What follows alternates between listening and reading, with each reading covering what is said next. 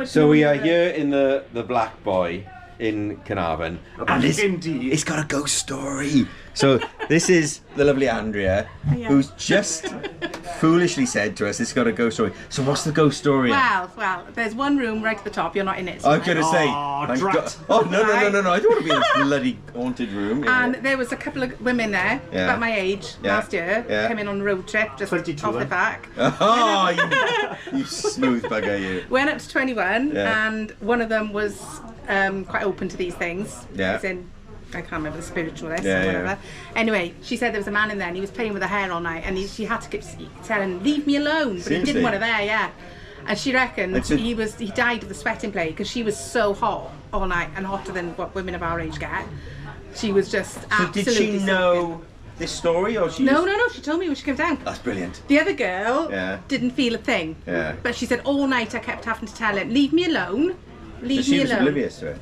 The other one was oblivious to it. Yeah. That's fantastic. But I said, did it so scare has he got a history outside of where this fella came from, or? Oh no, we don't know. We don't know. But there's other things. There's like another room. This week there was a woman said there was a woman walking around the bed, one of the 4 posted rooms. Brilliant. Because you got a lot of places, and there used to be hangings and Oh no, we don't know the stories. We just know what I get told, what the customers say, and in the bar. That is fantastic. I feel pretty safe. There's nobody going to be playing on my hair.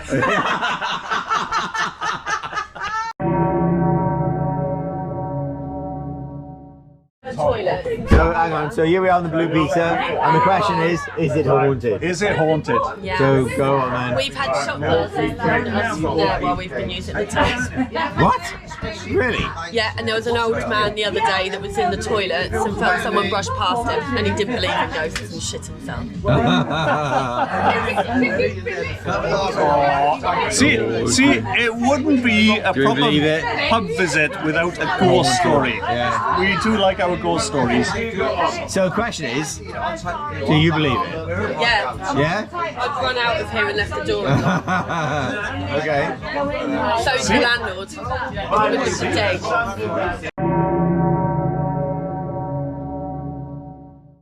So we're upstairs in the Nag's Head, and it's a proper little rabbit warren.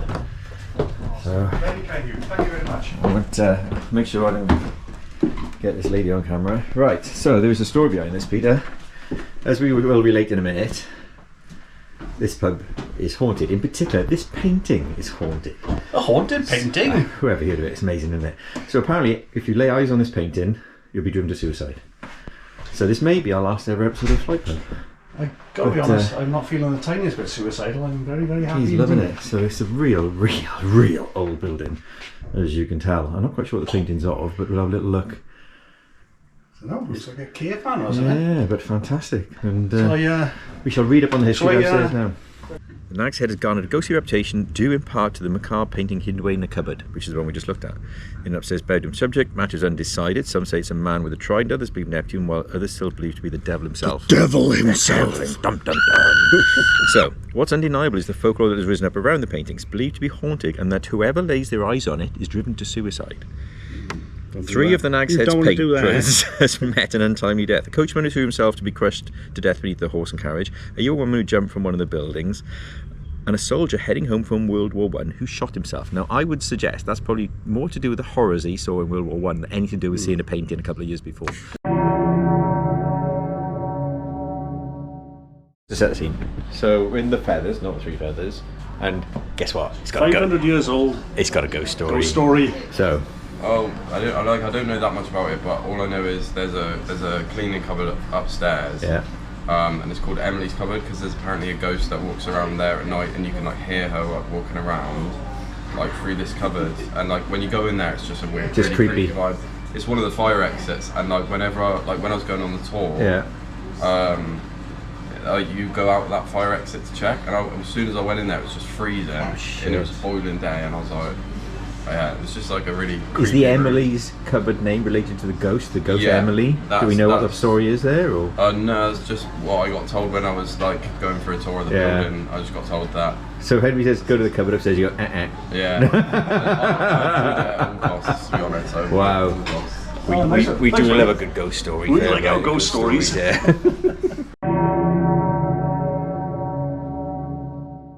It's about 400 years old. And allegedly haunted. Yeah, Allegedly, I mean, I've experienced it. Oh, go on then. Yeah. And I was in the pub by myself, and there was no one upstairs. Everyone was out, and I could just hear really loud thumping, like walking back and forth upstairs. So much so it really freaked me out. Right, and so you knew there was nobody else up there? There was no one up there, because I went outside, and my boss who lives up there was outside, so it couldn't have been her. Oh my god. So I was like, I just had footsteps. She was like, oh yeah, it's the ghost. Oh yeah, don't worry about that. But a guy that used to work here said once when it was after hours, a woman popped up in this hatch here, and he thought it was a customer, and he was like, oh, we're closed. So he went up to go talk to her, and she disappeared. And he's seen a girl walking to behind the bar. There's been a ghost dog. It's like a black Labrador kind of looking. Don't know the origins or any of these? Nobody was sort of murdered on the crossroads or anything like that? Or no, but it is a really old building. Apparently this is haunted as well. The question is anywhere in Shaftsbury that's not haunted? Apparently there's a mad monk that runs around from the waist up who used to bury treasure in the abbey back in the 9th century. This place has got the daughter of a landlord from about 200 years ago. He locked out in the cold because she was pregnant and she's banging on the door all the time. And the ship, oh god, you can't move in there for ghosts. So yeah, it's like we saw at least 4, didn't we? It's like Rent a Ghost, yeah. So.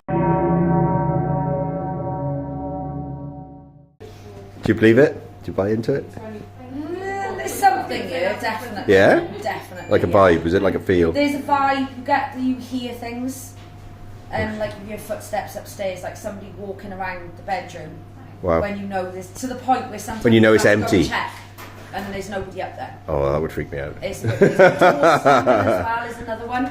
Yeah. You have the bedroom door slamming in B3, in room 3. So if I was staying here, is there bedrooms to avoid? I personally don't like room 3. Don't like room 3. There's a creepy vibe in room 3. Right. Duly noted.